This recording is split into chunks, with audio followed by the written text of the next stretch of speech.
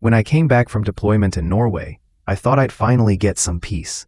I had spent 9 months freezing, fighting, and dreaming of one thing, my car. It wasn't just any car. It was the one I had built piece by piece before I enlisted. Midnight blue, custom engine, perfect sound. That car was my therapy, my pride, my sanity.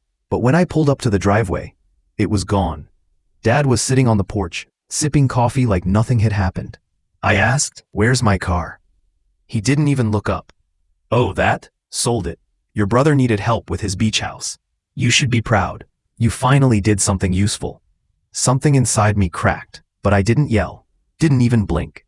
I just nodded and said quietly, "Got it," before walking inside. That night, I sat in my old room. Everything was just like I'd left it. Dusty, quiet, smelling faintly of motor oil. Every photo on the wall reminded me of how much that car meant to me. Dad never understood. To him, it was just metal. But to me, it was everything that got me through war. Every dream, every dollar I'd saved, every reminder that I'd survived. And now it was gone, traded for a beach house I'd never even stepped foot in. So I did what soldiers do best. I made a plan. First, I called a friend from my base, an MP who owed me a favor. I asked him to run a VIN check on the car. Within 2 hours, he called back.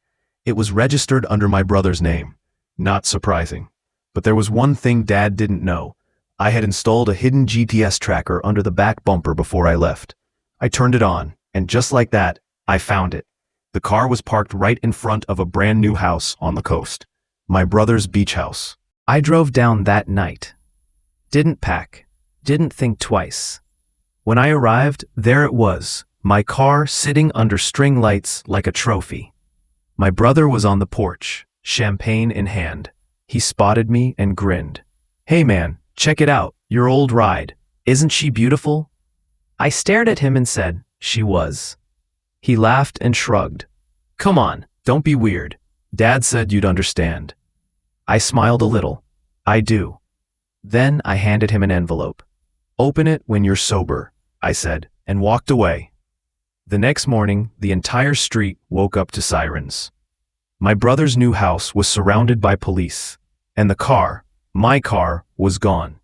That envelope I gave him, it had every document proving the car was mine. Receipts, ownership papers, VIN details, and a signed statement reporting it stolen. The police called Dad 5 minutes later. They told him the car had been recovered from a storage unit registered under my name. Dad shouted over the phone, "Why would you do that?" I told him calmly, "Because you sold my peace. I just repossessed my pride." By the end of the week, my brother's house deal fell apart.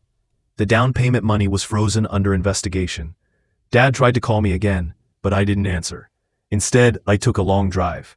Just me, the open road, and the sound of my engine humming like a heartbeat. For the first time since Norway, I felt alive again. The world looked calm, golden, and mine. As I passed a sign that read, "Welcome to Clearwater Beach," I smiled. This time, I wasn't coming home angry. I was coming home free.